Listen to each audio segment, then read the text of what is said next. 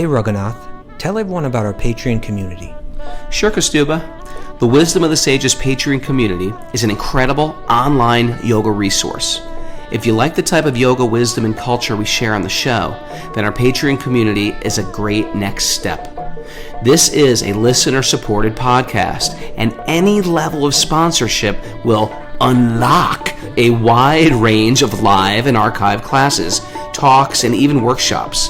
Radhanath teaches, I teach, and we have a host of other excellent teachers on topics ranging from yoga philosophy, asana classes, storytelling, Ayurveda, Kirtan, cooking, meditation, and a lot more. We even have an incredible online Bhakti 12-step recovery group. So if you want to check it out, go to patreon.com/Wisdom of the Sages. All right, let's get it on. Om Namo Bhagavate Vasudevaya. Om Namo Bhagavate Vasudevaya. Om Namo Bhagavate Vasudevaya.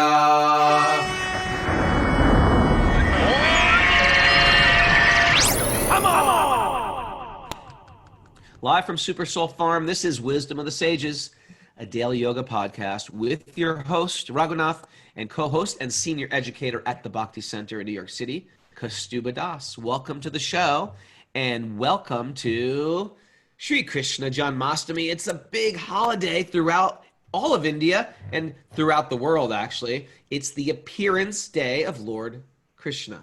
So a lot of people don't know about this incredible holiday because we're unfamiliar with who Krishna is. Krishna is how they worship God in India. It's a very personal form of God. It's some people call Krishna God off duty, when he's just being vulnerable and sweet and charming and adorable. And we have a special guest today. The Bhakti Yoga master, I would say for Kaustubha and myself, he is the inspiration in our life to even do this show. We wouldn't be, if it wasn't for Radhanath Swami, we wouldn't even be doing this show. We do the show as a total offering to Radhanath Swami, because Radhanath Swami has touched our hearts so deeply that it's changed the entire trajectory of our movements in the course of a day. I can honestly say that. Maharaj has radically changed the way I parent my children. I love my wife. I do my family. I do my work. If it wasn't for Radhanath Swami, I don't know what I would be, a moth or a bug. I'm not sure, but Radhanath Swami, his book, A Journey Home, has changed the face of the yoga community. It has been, it just inspired yogis from all over the world. And his second book, Journey Within, a best-selling book on the New York Times best-selling list, it was monumental in the yoga community and changed people's lives, and is continuing to change people's lives. And I am so honored, Maharaj, that you're on our show and you take time out to be with us. And welcome to the show, Radhanath Swami. Haribo! I am honored, grateful, and filled with joy to be with you, Radhanath and Kaustubha and Sachi, and to everybody who is assembled. It's so beautiful to see all of you. Kaustubha, anything else you want to share about Radhanath Swami? Well, you as you said, I would also be a moth or some other kind of bug right now if it wasn't for Maharaj's, the kindness that he's shown us, the grace that he's shown us, the wisdom that he's shown us, and it really is a primary guiding force in our lives. But beyond, all that he's done for you and I personally, it was just over 50 years ago. Was it 50 years ago, a week or two ago to the day, Mars, that you left on your journey? Is Kaustubha freezing up, Mara? Is everybody freezing up? I think it's on your end, Raghu. Okay. If I'm freezing up, just unfreeze me. Okay. But Maharaj, about 50 years ago, just like last week, as a teenager, he left to go on a journey that took him to India, to the Himalayas, to all over India, meeting all kind of fascinating characters and yogis. And he wrote his amazing memoir of that called The Journey Home. And he went on to become a very important, I would say one of the most important, prominent teachers of Bhakti yoga in the world now. He also wrote an excellent New York Times bestseller called The Journey Within. He's begun many very important projects, including the Govardhan Eco Village and the Bhaktivedanta Hospital, and of course the Radha Gopinath Temple in Mumbai. And he's just, you know, in every way, he's an agent of divine grace in this world. So we're so happy to have you here today, Maharaj. Thank you so much for coming. I can't see Raghunath. I think we lost Raghu, did we? I'm back. Okay, good. I disappeared. Maharaj taught me many mystical powers. One is the ability to disappear, make things manifest in my hands. By your mercy, Maharaj. I'm just kidding, Maharaj. But we are honored to have you. And it is my spiritual birthday today. 32 years ago, I dedicated myself to Bhakti. I'm still trying to dedicate myself, but it was 32 years ago that I moved into an ashram. And it was about 49 or 50 years ago that this incredible story, and Krishna consciousness is so magical, and your book is so magical, that, and it's really true. If there's one thing I can say about a spiritual path, it's magic. But that day you were on the train, and I can't remember where you were going, but it was a third-class Indian train, which is an adventure it's a novel all in itself. You were packed in that train, you could not move. And when you got out to get some air, you could not get back in that train. That was for me, that was like one of the highlights of the book. The train took off, you tried to get in, and when you left, you were on that platform, and there was a festive train platform, and you asked, where am I? And they said, Mathura. And today is Krishna Janma. This is when Krishna appeared. Can you tell us about that story and what it was like to be there then on Krishna's appearance and getting back in that train, in the third-class train? I'm so excited to hear that story from your mouth, Maharaj. You already just told the story, Radhanath. Whatever I say cannot compare to what you just said. Because you speak with so much sympathy toward me. Thank you. Forgive me. You know, I was on a search, looking for truth, looking for meaning in my life. And more, it evolved to my looking for God. Because, you know, I wanted to be an instrument of change and peace within my own life and within the world.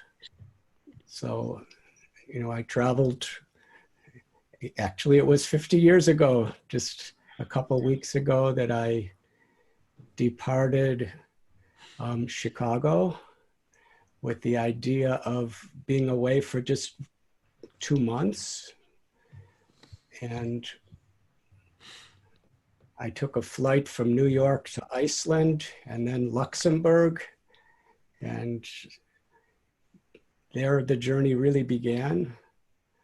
And I was searching for a treasure, a wealth in my life that was internal. Because I truly believed unless there was internal happiness, internal wealth, internal purpose, then just accomplishing things and acquiring things externally in this world is something very superficial and hollow and transient. So I hitchhiked from London to India, you know, studying Judaism and Christianity and Islam in the Middle East.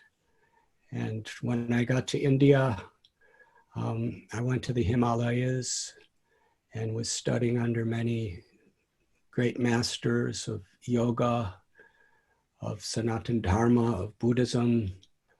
And I was like a little teenage sponge, just accepting everything and soaking up everything and really trying to learn And the more I went through various experiences on the journey, the more I was in critical situations, which made me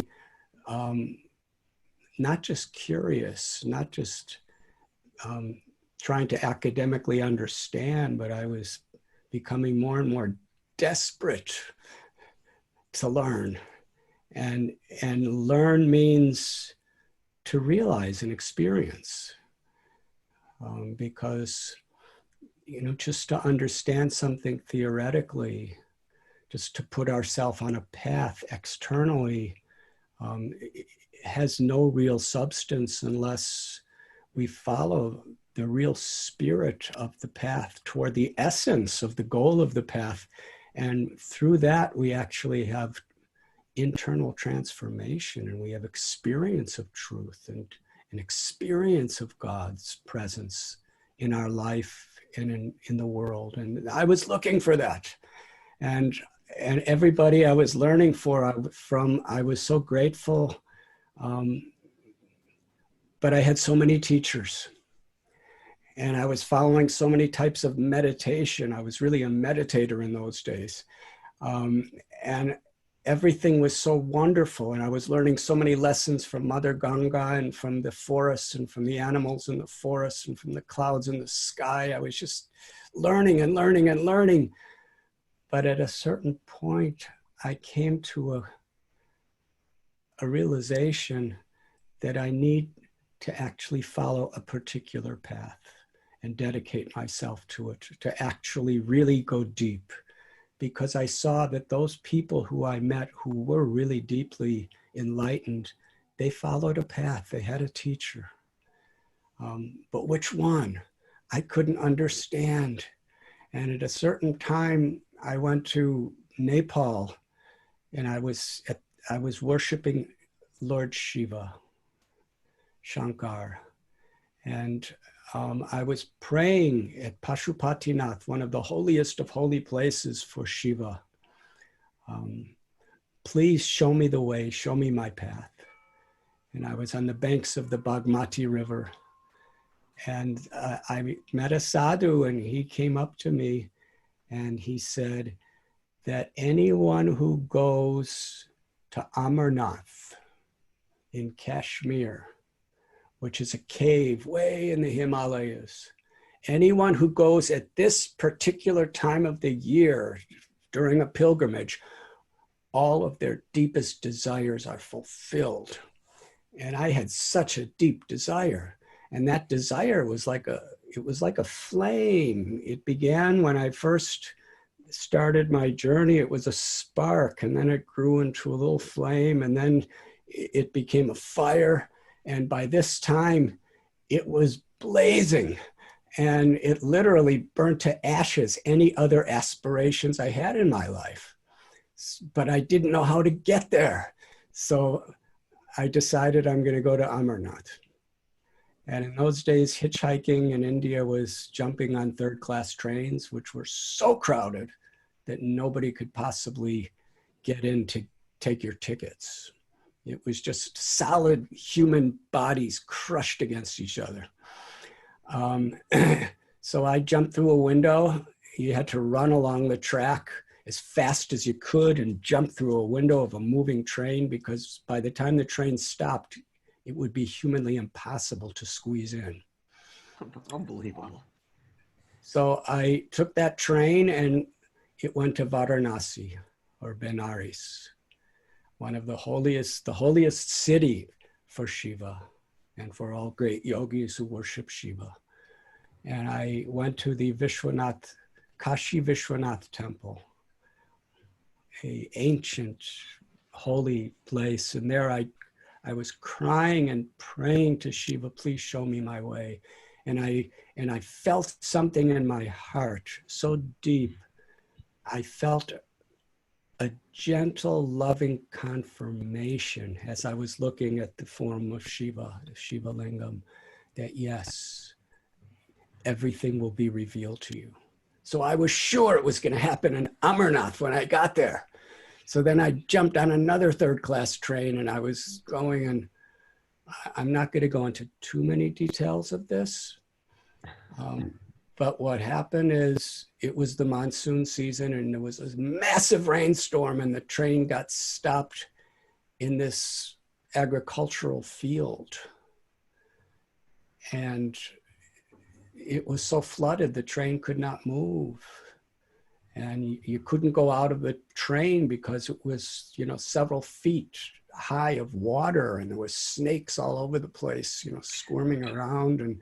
And I won't even try to tell you what it was like trying to go to the bathroom in that situation, because, you know, just to get to the latrine was really difficult. And when you got in, it was just a hole in the floor and the water came above that. So anyways, it was quite an experience, and we didn't have any food or water or anything all that time. And we were stopped for about 20 hours. And then unbelievable. And then the train started moving finally, and it was so hot and so crowded, and the air was so, it wasn't even like air, because we were all, you know, in the humidity. We were all crowded, crunched in this little train. And finally, about 5 a.m, the train stopped at a station. And I just decided I'm going to get some water. So I somehow crawled to a window and jumped out the window. I went to get some water and actually was breathing air that wasn't recycled by, you know, hundreds of people. And then the whistle blew for the train. It was a steam engine in those days, and it went. So I ran along and I tried to jump in the window, and I bounced off people, and I jumped in another window and I bounced off more people. And then I tried to get into a door and I got pushed out, and I was just on this railway track, 5 a.m, still dark, and the train was gone. And I had no idea where I was. And, you know, people were coming in and coming out, but after a few minutes, the railway track was deserted, except a few sadhus who were just sitting near a little fire little campfire they put in. And I went up to them and I asked, "Where am I?" And this person stood up and said, "You are in Mathura, Krishna's birthplace. Today is Janmashtami, Krishna's birthday. So please come with me and I will take you to Krishna's exact birth spot, the Janmashtami." So I went with them, and the sadhu took me. We walked, you know, quite a ways, and there was Krishna's birthplace, and there was, you know, it was still really early in the morning, but as the day grew, I was sitting with him at first, and then he kind of left me and I was alone. And, you know, Gary, my friend, was with me for some time, but we were there, and there were people praying, and there were people doing kirtans, and there were people doing pujas. And gradually, as it started getting later in the day, there were hundreds and thousands of people in this big courtyard. And it was just incredible to see hundreds and thousands of people gathered from all parts of India to celebrate Krishna's birthday. And I was just really happy. It was kind of confusing to me because I was always living in seclusion in the Himalayas or on riverbanks. I always, you know, during my whole journey, I treasured being alone and solitude. And here I was, you know, with so many thousands of people, and people were dancing, and people were throwing colored powders on each other, and people were smiling, and people were singing. And I saw Muslims and Hindus dancing together, and it was quite an amazing experience. And there were pujas, and there were dramas. Several in that area. There were several areas where there were stages, and they were doing dramas depicting Krishna's birth, and it was really beautiful.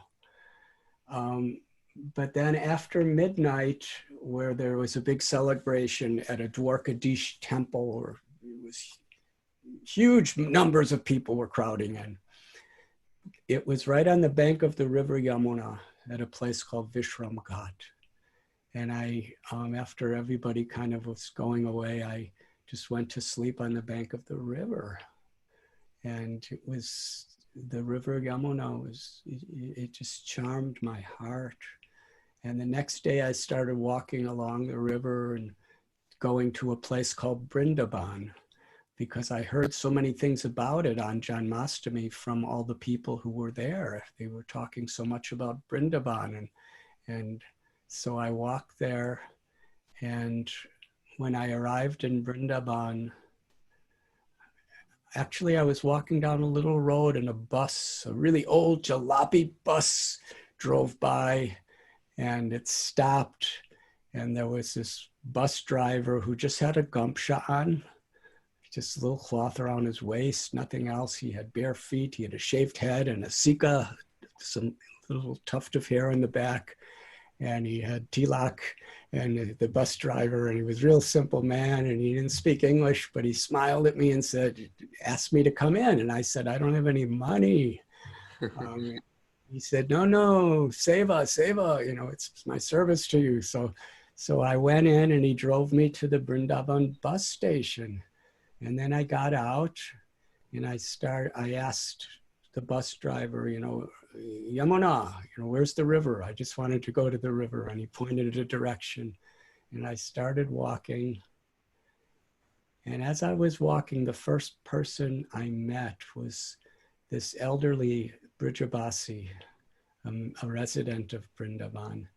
And he came up to me, and with so much love and kindness, with tears in his eyes, he said, I welcome you to Vrindavan.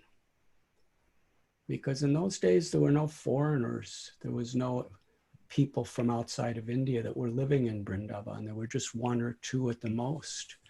So, you know, I was kind of a strange sight. I kind of looked like a foreigner, but I had long matted hair, and I had this robes of a Himalayan sadhu, and they didn't know what to think of me. But he just said,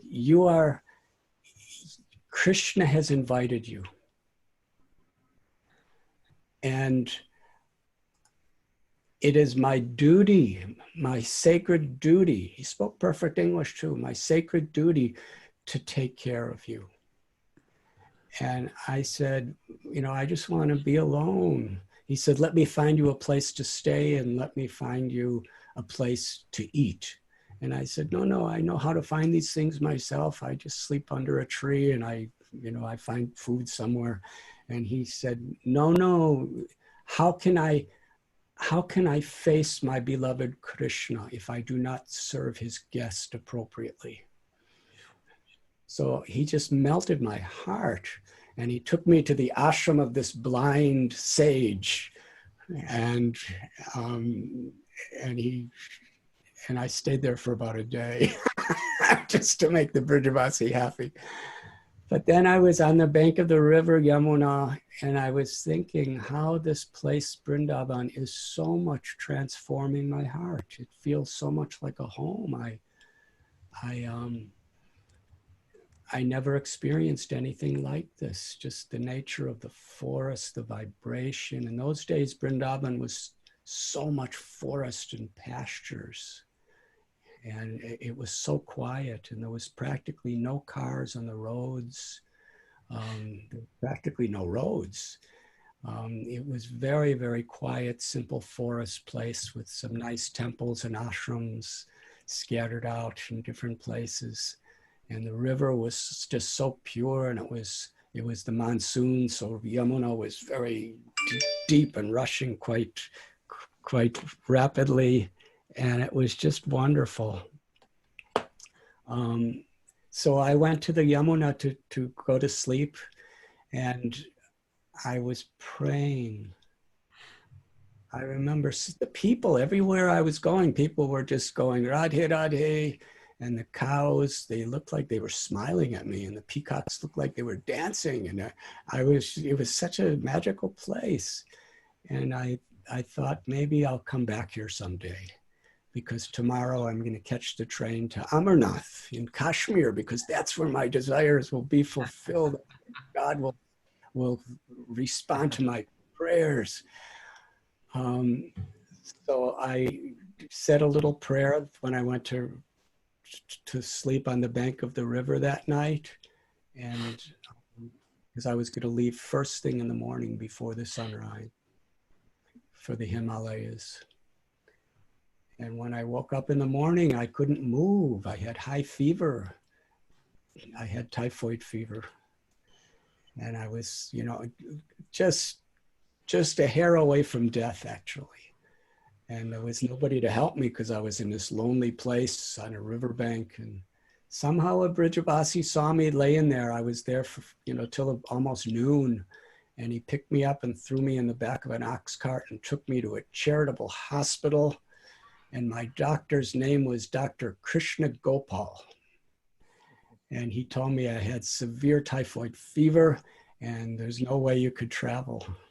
I couldn't stand up for about a week. And by the time I got better, I just decided to never leave Vrindavan for the rest of my life.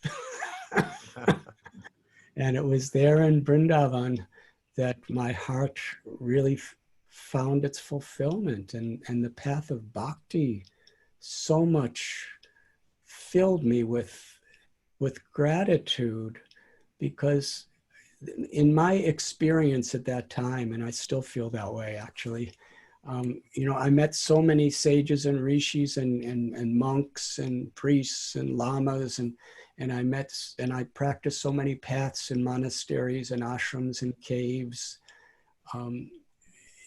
And I found in the concept of Krishna, in the concept of bhakti, everything that was there with something so sweet. You know, I learned so much about the greatness of God, how God is all pervading, how God is omnipresent, how God is all powerful, how God is the creator and the maintainer and the destroyer of everything that exists, how God is the ultimate cause of all causes, and how, you know, to love God is the ultimate purpose of life, and to realize one's oneness with God was the ultimate purpose of life. I was learning all these different things from so many different people. In Vrindavan, all of that was there, but there was an experience. The infinite nature of God's greatness is harmonized with God's infinite sweetness. His sweetness, his lovingness, his kindness, his playfulness, his beauty. And in Bhakti in Vrindavan, the prominence of the meditation of the people was in the sweetness and the playfulness and the loving exchanges and the infinite beauty of God. And that was, it prevailed above all the greatness and power of God that I had learned about. And that harmony of God's greatness and sweetness together, like two rivers merging in one, it really melted my heart. And then I learned about the concept of Radha, the feminine aspect of the one supreme God. And, you know, in the Vedic literatures and in the Hindu faith, truly God is one. There is one God, but God has so many manifestations and incarnations, you know, to show his mercy to different people at different times. But the idea of Radha, the ultimate supreme lover. Radha is supreme love, and Krishna is the supreme object of love.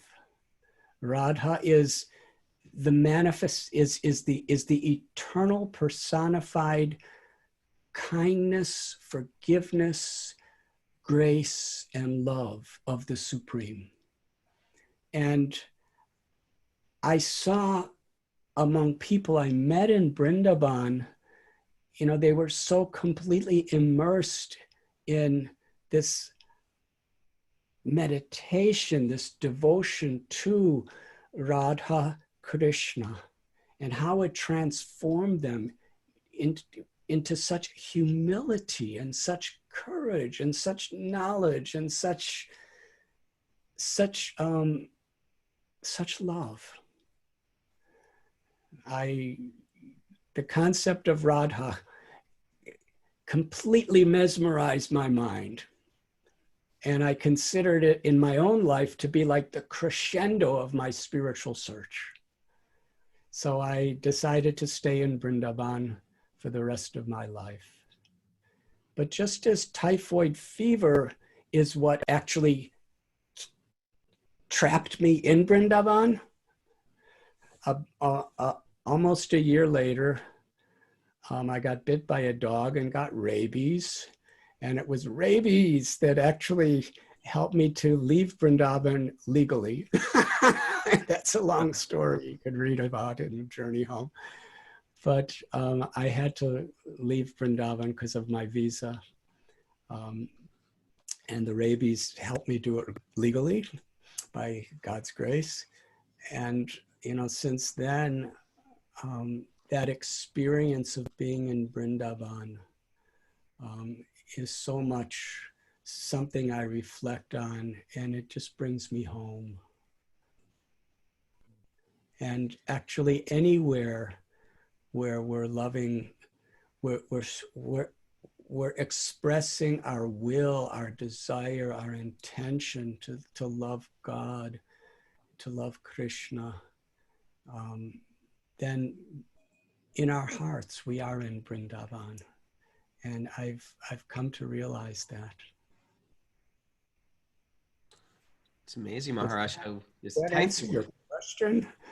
Yeah, that was great. That was beautiful.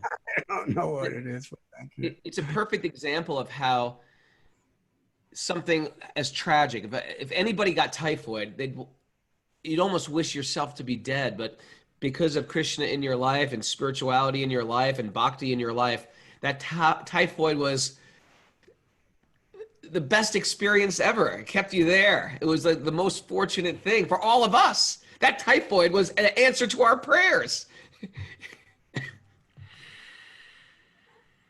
It was, I obviously needed a lot of purification.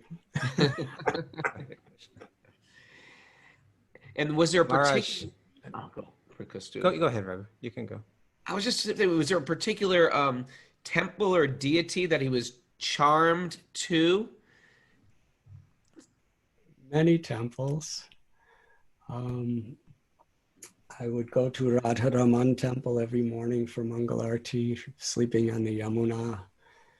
And I'd like to just share one incident that's just somehow or other, it's flashing in my heart. Sure, please.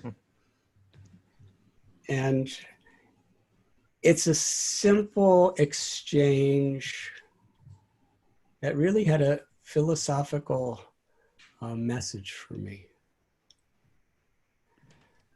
I would go to Radharaman temple around 4:30 every morning after taking bath in Yamuna River and doing some prayers and oblations. And then I would go to Radha Vallabha temple for Mangal Arati. And then I would go to Radha Damodar temple for Mangal Arati. And then I would go to Seva Kunj for Mangal Arati. And then I would go to Ganesham Baba's Radha Gopi Jana Vallabha for his Mangal Arati. And then after a while was Banki Bihari Mangal Arati.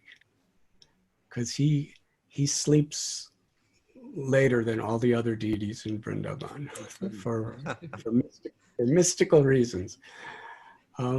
But at that time, Krishna Balaram temple didn't exist. In fact, we didn't even have the land for it yet. So there was no ISKCON in Vrindavan during the time I lived there. And Banki Bihari temple was by far the most popular temple in all of Vrindavan, in all of Braj Bhumi. And for Mangalarti every day, hundreds and hundreds of people would come. And, you know, it has quite a large temple room, but everyone was trying to get to the front so that they could have really close view of Banki Bihari. And for those of you who have been to Banki Bihari temple, they open and close the curtains every few seconds just to make you so you can't see them for very long.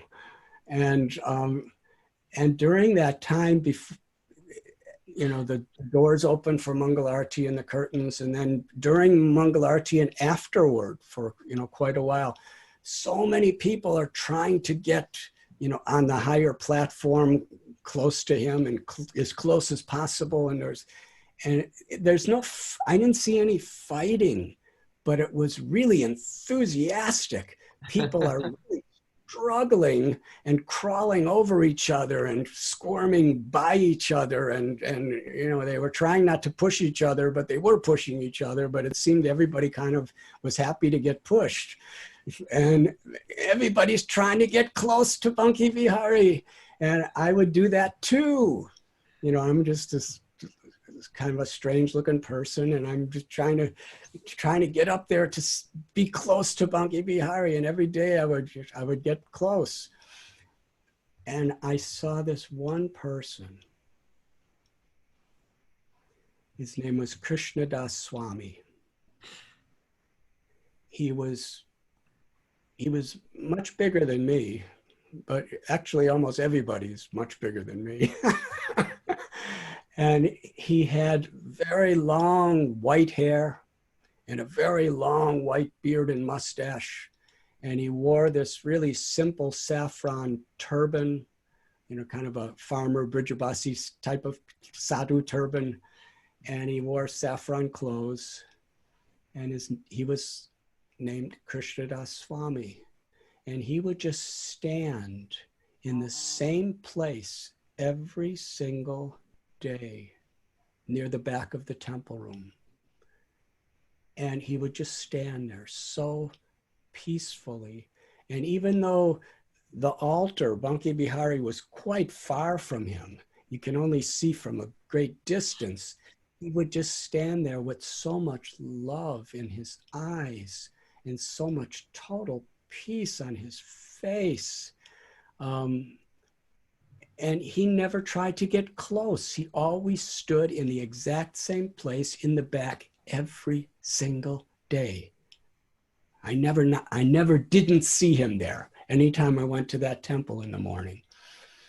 And, you know, I went up to him and he was so gracious and so kind. He didn't speak English, but he was so fatherly to me. And with the amount of Hindi that I understood, you know, he communicated to me, stand here with me. And every single day, you know, after I would squirm and go way up front, I would come back and stand there with Krishnadas Swami. And after some time, I just felt Banki Bihari's presence more there. And I realized at that time that Krishnadas Swami could hardly see Banki Bihari, but he was there to offer himself to Banki Bihari so that Banki Bihari Krishna could see him. And how he was experiencing more peace and more love than anyone. Not really seeing, but by being seen.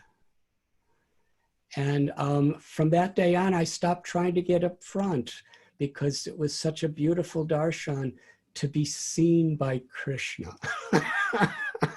And when I would stand next to Krishnadas, because of his intense devotion, he was a member of the Nimbarka Sampradaya, one of the great Vaishnav lineages. And for months and months, every day we met at that place, and he became like a father to me. And he taught me this principle. Just offer yourself to Krishna and let Krishna enjoy you. Don't try to enjoy Krishna. And that message transformed my whole experience of Vrindavan.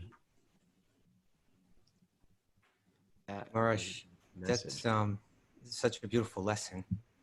And you've been talking about how you traveled and you wandered in so many places and learned so much. And then when you got to Vrindavan, in your book, you mentioned you felt like after wandering for a year, you had finally returned home.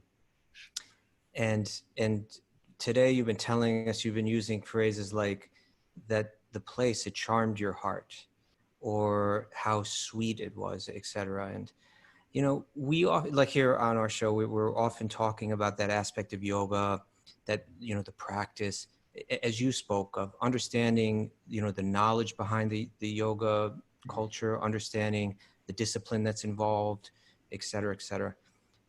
But when it comes to that person, like that personal aspect that you're elaborating on today, it comes to giving one's life to a person, which I think is something that's scary for a lot of us, especially us Westerners, that idea of that kind of surrender. But what I'm getting from you this morning is that the place, Vrindavan, is not different from Krishna, and it's full of sweetness and in his pastimes and so on. There's some sort of sweetness and, let's say, kindness that is essential to the character of Krishna, and that I think if we understood better, we would gladly surrender our lives, surrender our minds, surrender our hearts. Could you speak about the kindness of Krishna today on his birthday?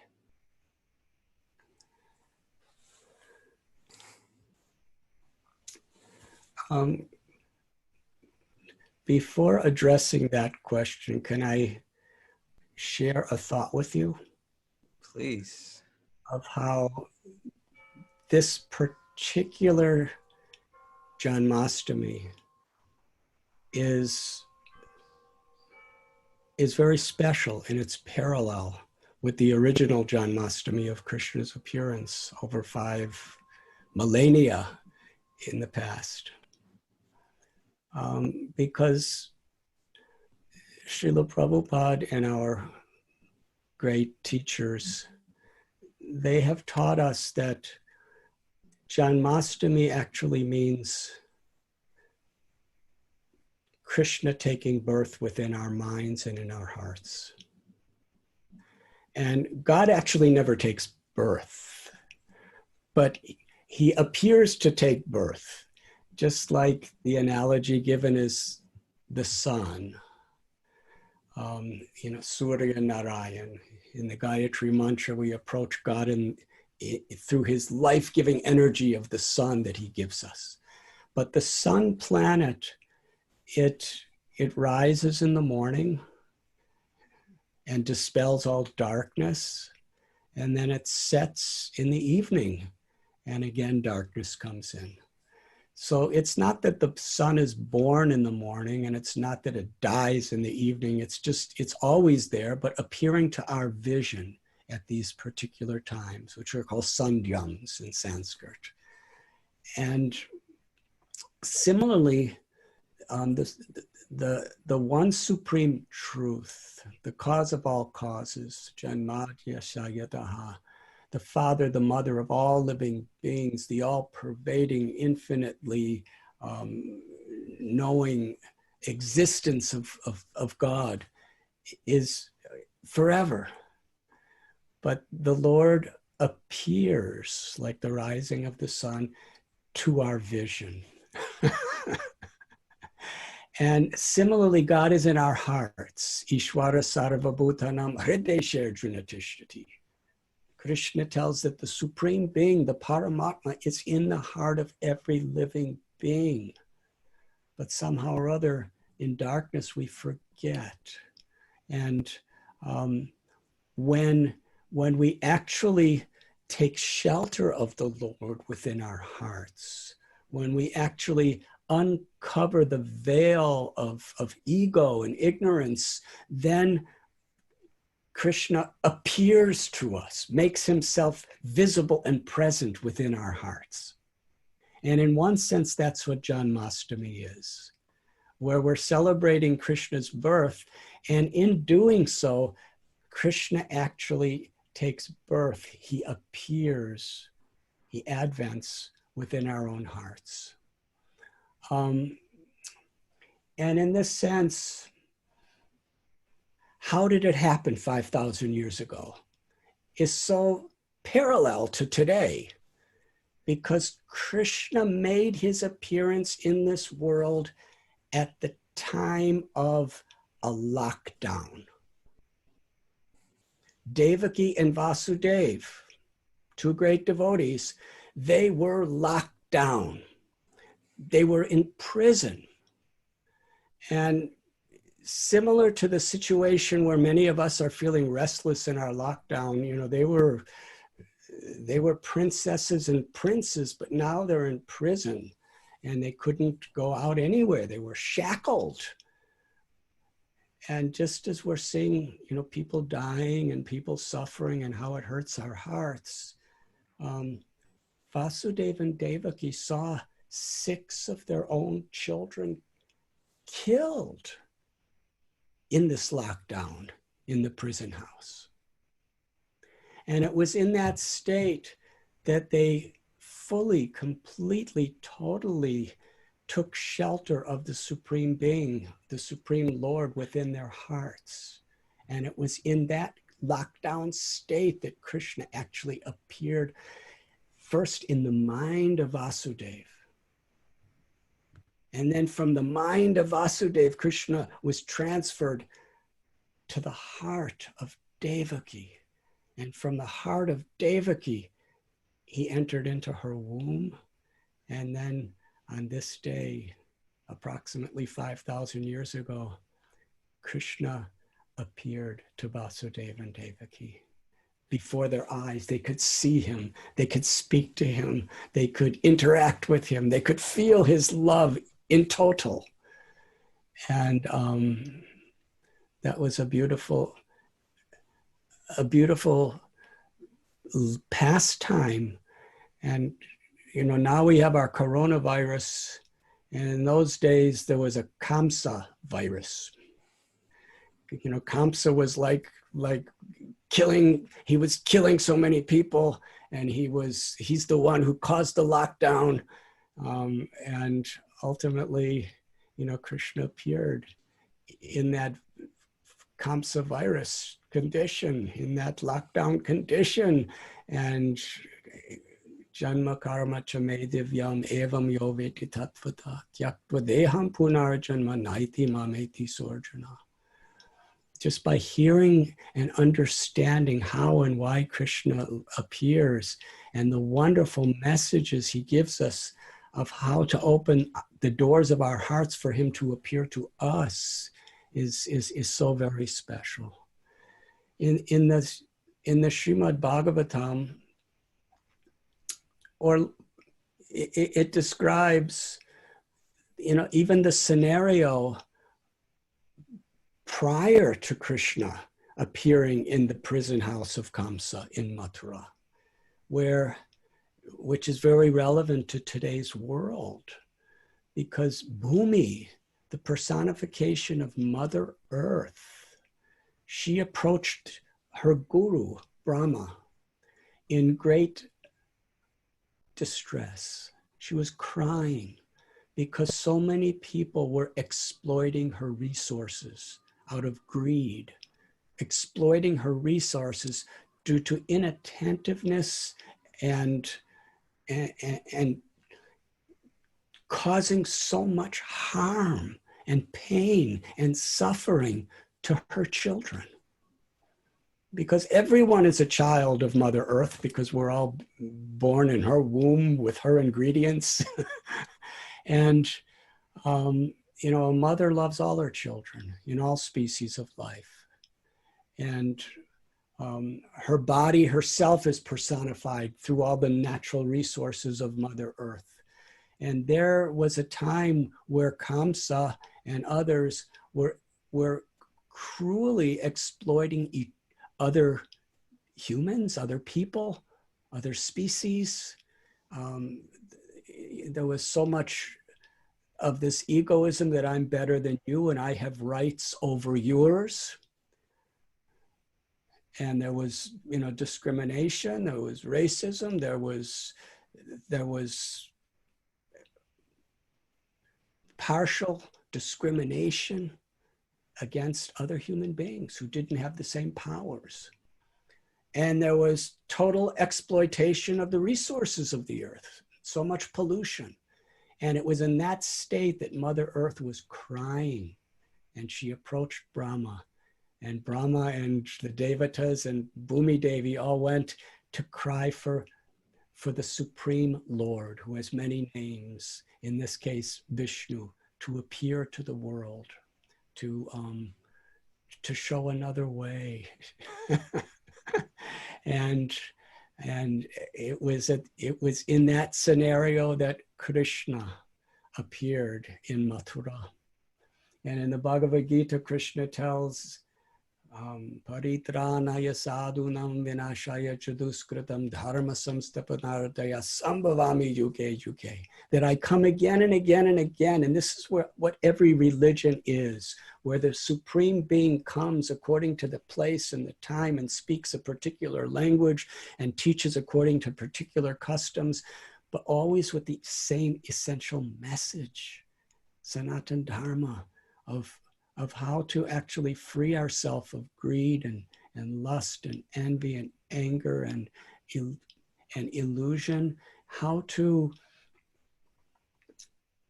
love God. And in that love, how to see the entire creation as God's sacred property that is meant to be respected and honored and used with compassion. And how to see every living being, wherever there's life, as a sacred child of God, and how we are all caretakers of whatever intelligence, whatever abilities we have for the purpose of living in harmony with each other. Srila Prabhupada would often quote that all the Vedic literatures have a simple message. And this simple message is the only way to actually be happy. And that is sarve sukhano bhavantu. When we are motivated by this aspiration, let all beings be happy. Srila Prabhupada, on behalf of all the great acharyas, tells this is the sum total of the purpose of the whole Vedic culture of religion. Let all beings be happy. And to the degree we're selfish and egoistic and we think we have rights and everything over others, our lives are filled with karmic consequences and complexities, and there can be no happiness. But whatever we do, when our innermost motivation is let all beings be happy, that's actually dharma. And bhakti is seva, to actually try to be an instrument of God's grace, of God's mercy, to help others to be happy. Because there's happiness of the body, there's happiness of the mind, but ultimately the happiness of the true self, the Atma, is what everybody is thirsting for. So through chanting God's names, through prayer, through seva, we awaken that happiness within ourself. And then, truly our motivation in whatever we do in our life is to help other beings to be happy.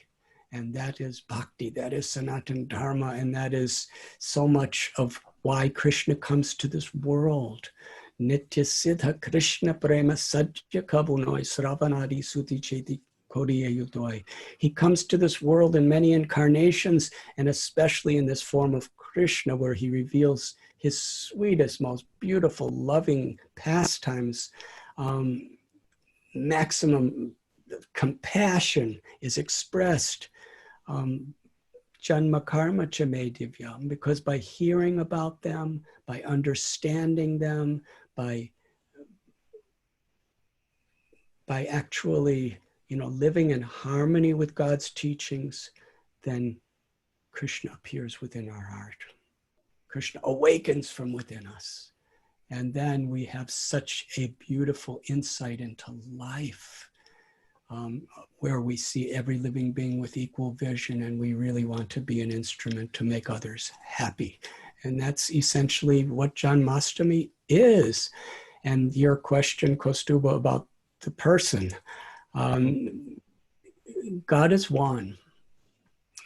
This idea of Advaita, or the oneness of God and the oneness of all existence in that oneness, is a very prominent teaching in the Bhakti teachings, and in the deeper insights of the Vedas.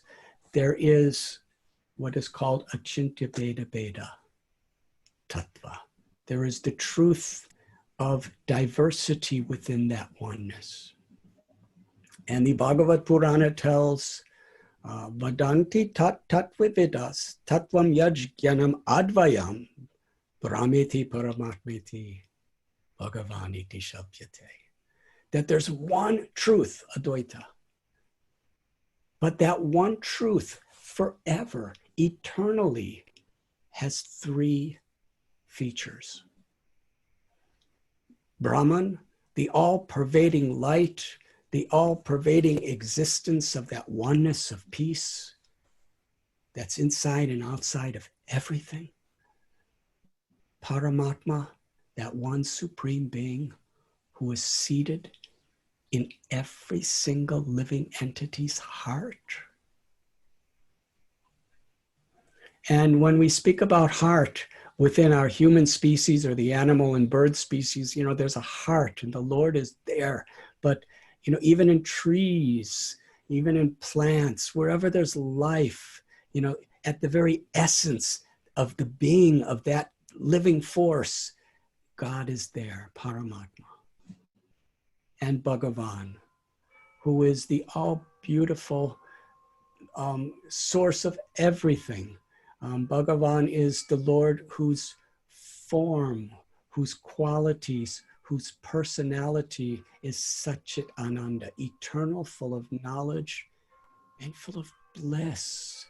And what is that bliss? What is that Ananda? It is prem, it's love.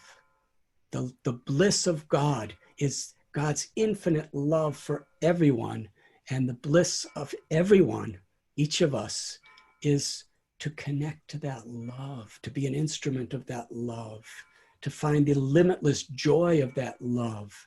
And that is the realization of the personal aspect of Bhagavan, of the one supreme truth. So some approach God as the infinite oneness, some approach God as the Lord within the heart, and some as the all beautiful, all merciful, playful Lord. And they are all existing simultaneously. And in Bhakti, this meditation upon, this service to, this chanting the names of the personal eternal form of the Lord is our most joyous goal. The Brahma Samhita tells Ishwara Parama Krishna Satchit Ananda Vigraha Anadir Adir Govinda Sarva Karana Karanam. That Krishna's body, his form, his personality are Satchit Ananda, eternal, full of knowledge and full of bliss. And that one supreme Lord, Govinda, is the cause of all causes, the source of everything. All incarnations, all avatars, all knowledge, all creations, And to love God is truly the first and great commandment and the ultimate goal of all religion. And when that love of God is awakened, then our nature is to love our neighbor as ourselves, because we see everything in relation to our love for God. And that is essentially why Krishna comes to this world, to give us this simple lesson, Janmashtami.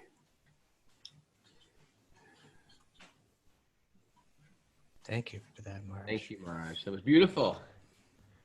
You are Maharaj, beautiful. Maharaj, I'd like to ask Kaustubha, you know, the meeting of teachers and students, it's like, that's a magical thing. That's a divinely planned thing. I'd like to ask Kaustubha how you met Maharaj, how Maharaj entered your life, and how you gave your heart to Maharaj. Can you share that, Kaustubha? Yeah, I'll try to be quick because I don't want to take up time for Maharaj speaking, but I think I met Maharaj for the first time around 1995 or so, and heard him speak. And I remember at that time, Maharaj, whenever you would speak, it would seem like almost every single time you would speak about Sri Chaitanya. That was just kind of almost standard for your talks. You would go into Sri Chaitanya and his life and his teachings, whatever the subject might be. And I remember being incredibly impressed with those talks and incredibly moved by those talks. But I also, and I'll make a confession now, I thought your behavior was so gentle. And I don't know, being a New Yorker, being trained in whatever way I was trained or whatever, I was almost skeptical. It's like, this is just too good to be true. Nobody that's that kind, nobody's that tolerant, nobody's that gentle with everyone. Maharaj, you're too good to be true.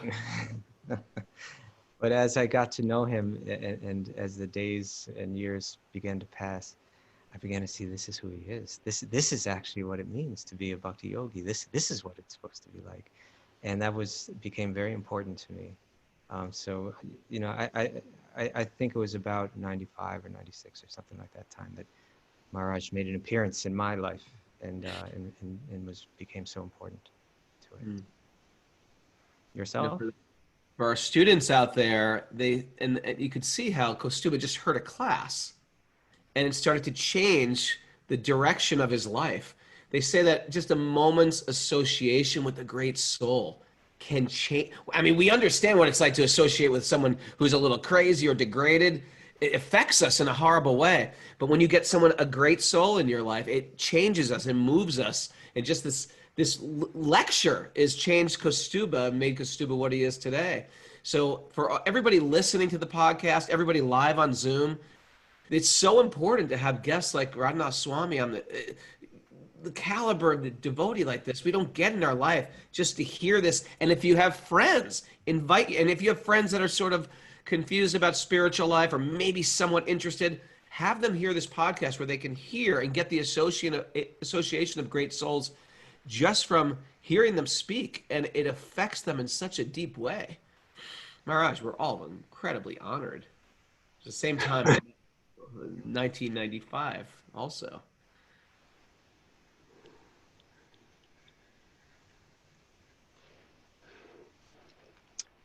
Thank you for being so kind upon me all these years. So tolerant, so patient, so kind. Thank you. I think Maharaj, maybe for Janmashtami, you could just share with us just a story about Krishna, something to bring our minds to his beautiful pastimes.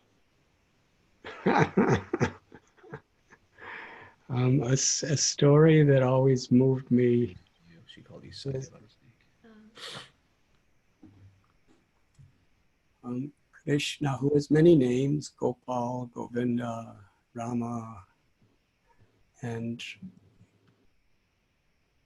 when Krishna was born on the night of Janmashtami around midnight, he was suddenly, the lockdown temporarily opened up, and the doors opened to the prison chamber, and all the guards fell asleep.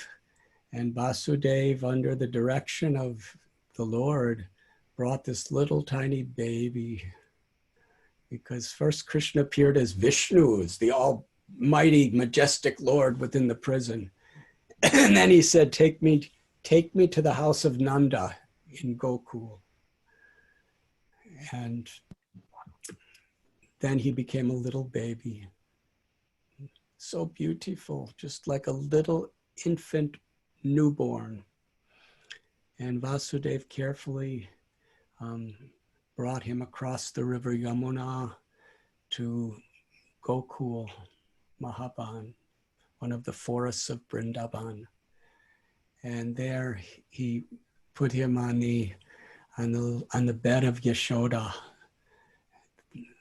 And Yashoda was asleep, and when she woke up, there was little baby Krishna. She had a baby herself, but she didn't know if it was a boy or a girl because she fell asleep by the power of Yogamaya. And then there was a beautiful festival called Nandotsava, where everyone was celebrating the birth of a son to Nanda and Yashoda. And as Krishna was growing, he would perform activities that were supernatural, like the liberation of Putana or Trinavarta, or showing the entire universe within the mouth of his mother. I mean, within his mouth to his mother. And these are things that were just incredible, unbelievable, beyond supernatural. But at the same time, his playfulness and his sweetness and his love for those devotees was so deep that even though they saw him doing those things, it just kind of, his greatness, his almightiness receded into the backgrounds so that they could just love him as a friend and love him as a child and love him as a lover. And that is Vrindavan. So one day, Krishna, when he was just a child, perhaps 3 or 4, he was just roaming around, and a fruit vendor, a lady who had no education, who was, from a social perspective, she had no status whatsoever. She just lived in the jungles and, quite poor.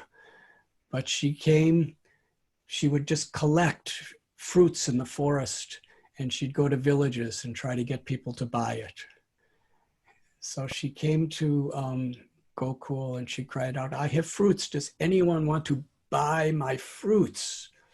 And little Gopal saw something special in her heart. So he wanted to buy some of the fruits. But in those days, there wasn't money. People would exchange one thing for another thing. So he used to see his mother exchange food grains, like wheat grains, because they grew it, for other needs. So he went into the pot where his mother had her grains, and he took a little handful and he went running out. And as he was running, because he was so small and his hand was so small, the grains were coming, falling onto the ground, and he didn't even notice. And he got to the fruit vendor and he said, "Give me fruit," and put out his hand. And there was only maybe 1 or 2 little grains there, seeds. And the fruit vendor looked at it, and then she looked up at this little boy, or she looked down at him. She was standing, and she saw his smile.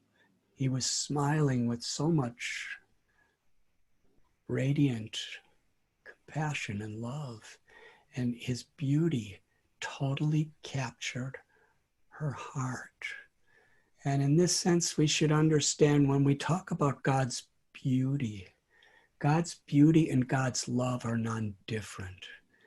God's beauty is just an expression of his love. God makes himself supremely beautiful out of his love for us, to give us pleasure, to attract our hearts, to fill us with love. So little Krishna, she didn't know who he was. She just thought he was a little village boy, but his beauty just awakened so much love in her heart. And to love means to serve. When you love someone, you want to make them happy. So she took from her basket fruit after fruit after fruit and filled Krishna's hands. And then little child Gopal put his arms out, and she put more and more fruits until she completely piled up in his arms. And he was just covered with fruits. And he smiled at her and ran home. Now, when she turned around, she went to pick up her basket.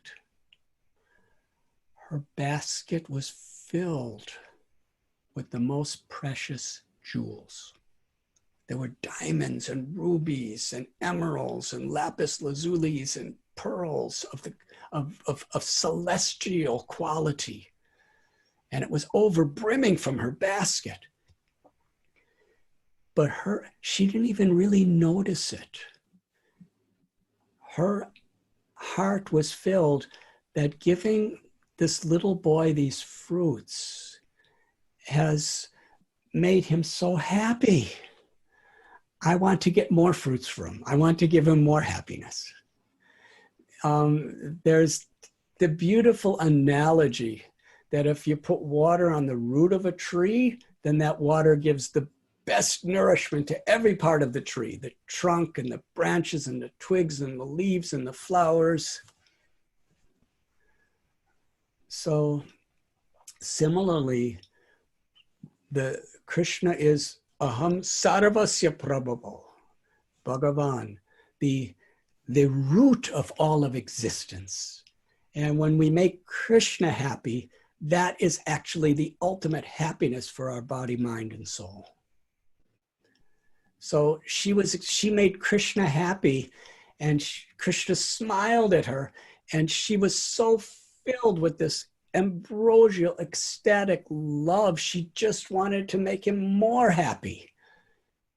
So she ran back to the forest, and she searched and searched and searched to get more fruits, and she collected more and more fruits. She was really working hard, and she went to put them in the basket.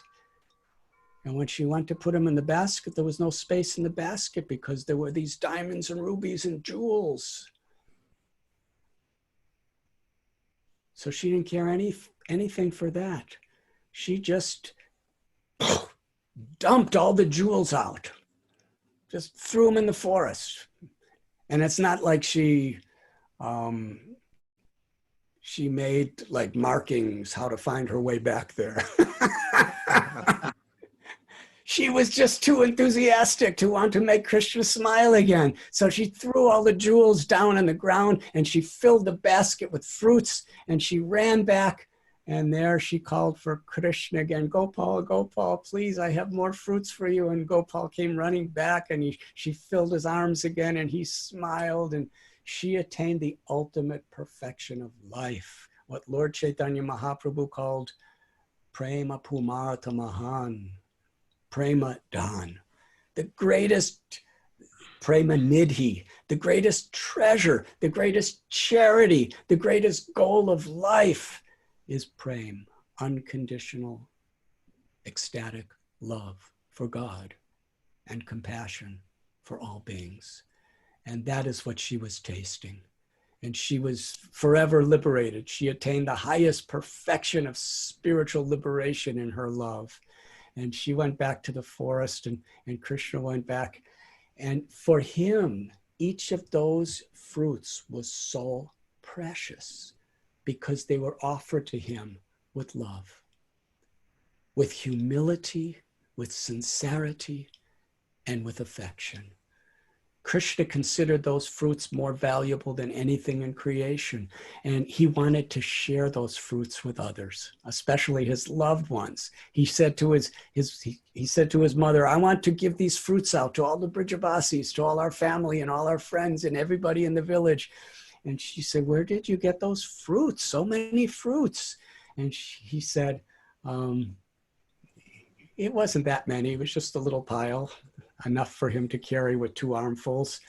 And he said, this lady from the jungle came and gave them to me. And Yashoda Mai said to Krishna, because she's worried, she's a mother. She said, Krishna, you have to be careful with strangers. And Krishna smiled at her and said, I don't know what is a stranger. And then Yashoda and Krishna went into a little place in the village and called everyone to get fruits. And there was maybe 20 or 30 fruits, maybe 10 fruits, whatever it was. And Krishna was handing them to Yashoda, and Yashoda was giving them out. And she was giving out hundreds and hundreds and hundreds to everyone, as much as everyone wanted. And she was wondering, where are all these fruits coming from? And Krishna kind of kept making them multiply. And what was he really doing? It was the fruit of the love of his devotee. And he tasted such sweetness in the fruit of the love of his devotee. He wanted to share the love of his devotee with everyone. And that's the story. And Lord Chaitanya, who was Krishna himself, who appeared 500 years ago, according to the great scriptures of India, he was Krishna with the sentiment, the mood of Radha, who came to give love freely. And he gave a simple analogy, which is so connected to this beautiful little story I told. He said, I am like a fruit seller, and I have all these fruits of love of God, and I want to distribute these fruits to everyone and to anyone without considering whether they are qualified or unqualified, without considering whether they are fit or unfit, without considering auspicious time or inauspicious time, or auspicious place or inauspicious place. None of these things matter. I just want to give these fruits of love, of prema, to everyone who will simply accept it. And he said, please, anyone who loves me, help me to distribute these fruits. And that was Lord Chaitanya's message. And tomorrow is Srila Prabhupada's Vyas Puja, his appearance day. And Srila Prabhupada, he lived in Vrindavan, and he was tasting the fruits of the ecstatic fruits of Krishna's love and sharing his love for Krishna. And on Lord Chaitanya's mercy and his guru, Bhakti Siddhanta Saraswati Thakur, Prabhupada's mercy, Srila Prabhupada left Vrindavan. He only had approximately what's equal to $7. He got a free passage on a cargo ship across 2 oceans and several continents. He came to America, New York City specifically, just in the robes of a simple Swami, with just an umbrella and a little bag with a change of clothes and a book, and there was nothing else he had. But in his heart, he had a limitless supply of these fruits of love of God, and he came all this way to share them with whoever would accept them. And that's tomorrow. When we can honor not only Krishna, who distributed the fruits of prem, but his devotee who helps him to distribute the fruits of divine love. Thank you so much, Marsh. I forgot your question, but I hope I answered it. It's a good I asked you answer. to tell a story, and you did, and you went beyond. So thank you. Any last things you would like to ask, Radhanath? Oh, Maharaj. What is the best way for all of us today at home in quarantine to remember Krishna? What's the best way we could do? How to keep Krishna at the forefront of our mind when there's so much crazy things happening in the world? People have little hope. People sometimes are in fear. I know I can't make a plan. I can't even make a plan because you don't know what's going to happen. And I'm riddled with anxiety. I tend to be possessed by my mode of passion and ignorance. What can I do? I'm going to keep it personal. What can I do to keep Krishna at the forefront of my mind? I'm like a train wreck. I'm like that stalled out train that you are. I'm like a train wreck. Can you help me? How can I keep Krishna at the forefront of my mind with all these burdens, and people are suffering financial burdens and mental anguish? Can you help me, Maharaj? I'm like a sick man. Please give me some herb of wisdom. You are like the train in the sense you are bringing us all to Vrindavan. You are the soul train, Maharaj. You are saving our soul. Everyone who is on this wonderful Zoom call, we are all passengers on the train of your compassionate enthusiasm.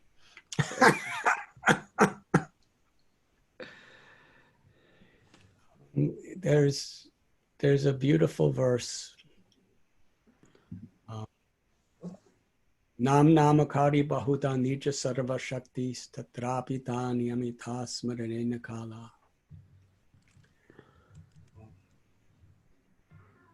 That God is especially present within his names. Kali Kale Namarupe Krishna Avatar. That the Supreme One God has many names. And in this age of Kali, this particular time that we're in, where there's so much uncertainty and everything you're talking about, the idea of Kali is there's epidemics and there's pandemics and there's plagues and there's earthquakes and there's wars and there's racism and anti-Semitism and hatred and exploitation and greed and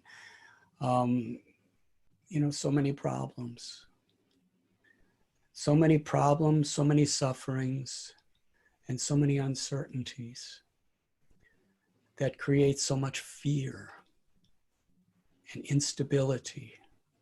And padam yad vipadam tesham, no matter how nice we try to make things, we don't know what the next minute could be. Everything is so vulnerable. I've seen, we see people who, geniuses and billionaires, and they get a disease and there's nothing they can do except suffer and die. And there's people who conquer the world, but then, their life and soul, their children, something happens. And there's just so many uncertainties. Economically, we can invest so much money and build so much, but one thing we know for certain is that everything's changing. And we're very vulnerable. And especially in this age of Kali, there's so much conflict, so much fighting in the name of nations, fighting in the name of political parties within nations, fighting between religions, fighting between different ideologies within the same religion, fighting between races, fighting between species. It's the world in Kali. But Kali Kale Namarupe Krishna Avatar, that in this age of Kali, that one supreme being in all sweetness and beauty and greatness has incarnated, has advented in the divine sound of the name. And Kirtan, Bhajan, Japa is a way of actually connecting, being in the presence of God who has incarnated in this divine sound vibration. So Lord Chaitanya taught that all the power and the beauty and the sweetness and the greatness of God, the Lord's abode, the Lord's eternal associates. Everything is in the presence of God's name. Trinarapi sunichena taror iba sihishnana. Amani namanadena kirtaniya sadahari. According to our humility, according to the character of our compassion to others, according to the sincerity of our heart and our intent, when we truly apply ourselves to bathe in the nectar of God's coming to this world in the form of the holy names, we become purified, we become cleansed, and gradually, like taking the dust off a mirror, when we actually clear our minds and our hearts, then we see Krishna. We see our own eternal spiritual identity in relationship. And that, therefore, Lord Chaitanya said, Shri Krishna San, Param Vijayate Shri Krishna Sankirtanam, that this chanting of God's name is the greatest expression of God's love, compassion to bless us in this world. So wherever we are, if we can take shelter of God's name, take shelter of hearing the message of God's teachings and pastimes, take shelter of like-minded people who want to inspire one another with this faith and with this great wealth of God's grace. Seeking shelter is important. In every situation of life, we become fearless when we find shelter. We become happy when we find shelter. And the greatest shelter is love. And this is what Krishna comes to give us. And it's accessible and available to all of us in whatever situation. Recently, Shamali, this one wonderful devotee, she left this world in a fearless state, surrounded by people who out of love were helping her to remember Krishna. And Bhakti Tirtha Swami Maharaj, even at the time when he was about to leave this body, he was smiling, saying, it doesn't get any better than this. So in whatever situation we may be in, it may be difficult, but sometimes difficult situations help us to really sincerely focus on seeking shelter and to share that shelter among one another through chanting, through hearing, through praying, through offering puja, through offering whatever seva we can, through coming together.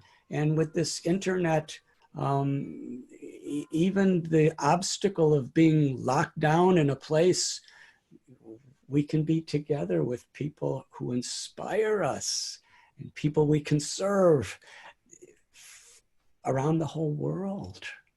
And I'm seeing so many of you at this very moment, and my heart is thrilled, and I'm speechless while I'm speaking, just to be with all of you. It's just beautiful. And Raghunath, you are such a blessing. You get to be with Sachi and Bridget and Tarun and all your family members. It's wonderful. You get to be home. And myself, I'm cooking khichdi for myself every day, and I get to wash my own clothes and clean the room I stay in and wash my own pots. And usually nobody lets me do these things, but now I'm feeling liberated. I get to do it. So somehow or other, in every situation, we look for the opportunity to be happy with Krishna, and we'll find it. Seek and ye shall find, the Bible says. And Krishna tells Saragrahi, if we're seeking the happiness of being with Krishna, Krishna's with us always. God is with us. And this type of humility that you expressed, Raghunath, in your question to me, you use so many adverbs and adjectives to describe yourself.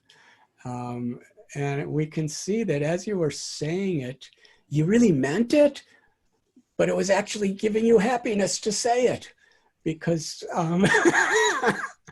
because it's that humility, that humility and that sense of being helpless in need of God's grace that actually is the perfection of yoga, because it's when we make the deepest connection with the Lord's love. And Janmashtami is a beautiful, wonderful day where we remind each other and we meditate on this beautiful gift that we have all received.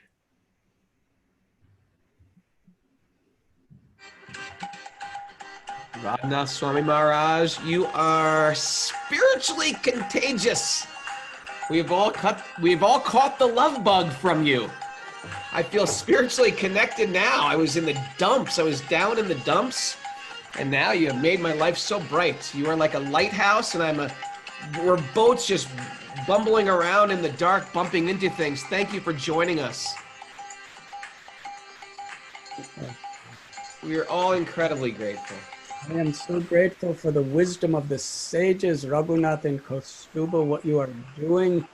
You're so genuine and so deeply caring, giving so much of your time and your energy and your lives every day to share what you love the most with the whole world. And I'm so grateful to both of you. I'm so proud of both of you and your families. And all I can do is, on behalf of all of creation, I thank you very much.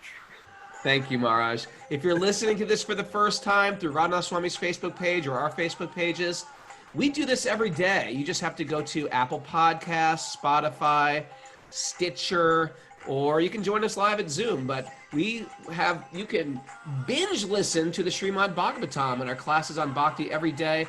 It's nice to check in with spiritual truth regularly. It changes our direction of our life. And basically, this is what we're trying to do. We're trying to put out, not our message. Who cares about my message? This is spiritual wisdom as passed down for millennia. And so we welcome you to join us, be part of our family. If you like what we do, Wisdom of the Sages is listener-supported podcast. And we've created a whole platform on Patreon. It's patreon.com/Wisdom of the Sages. And you give whatever you want. And then you're part of this whole vault of a community of live yoga asana classes, a vault of backlogged workshops on Kirtan, meditation, chanting mantras, Sanskrit, dance. So if you'd like to join us, again, that's patreon.com/Wisdom of the Sages. Today I'm giving a class at 8 o'clock. We call it Sweet Baby Krishna, where I just tell some stories of Krishna, because I wasn't planning on doing it, but Maharaj was so inspirational today. I said, of course, I've got to do a Sweet Baby Krishna class today. We need people like Maharaj in our life, and we have a whole community of people here that creates a type of accountability. And without that type of spiritual accountability, I find there's nothing but regrets in my life. So I want to thank everybody, not as a leader, as just like a participant in this holy community. Thanks, everybody, for assisting me to upgrade my life, for assisting my family to upgrade our life. We are incredibly fortunate. Today, right after class at 11 a.m. Eastern Time, a very qualified teacher, Lori Pag from Rhode Island, will be giving class on our Patreon account. So join her. And this is how we end every day. We sit here in Kirtan and we sing like we're all slightly insane. We put our hands in the air, we clap, we make that namaste into a hand clap. Come on, Rasika and Doya, let me see you clap and dance. And if you're not dancing, then I go through this page and I start picking you out.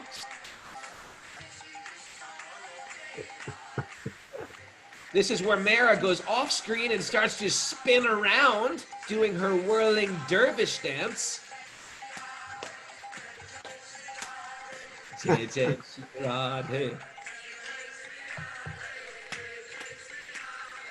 Jai Jai Shri Radhe Jai. And we can all lip sync. Jai Radhe Jai. It's Hare Krishna karaoke. Jai Radhe Jai Radhe. Welcome everybody I didn't say good morning to. If you want to reach out to us and join us on Zoom daily, 5 a.m. You got to wake up early if you want something special. 5 a.m. Monday through Friday. Generally, that's when we start. Email Mara at wisdomofthesages108 at gmail.com. Wisdomofthesages108 at gmail.com. Thanks to everybody joining us late. I'm going to be in Long Beach Island Saturday for a whole day workshop. You can Google search Yoga Bohemia, or you can go to Kirtan in the evening. It's going to be on the beach. Oh, listen what song is next. How am I supposed to turn it off when Jagjit Singh is singing this song? Oh,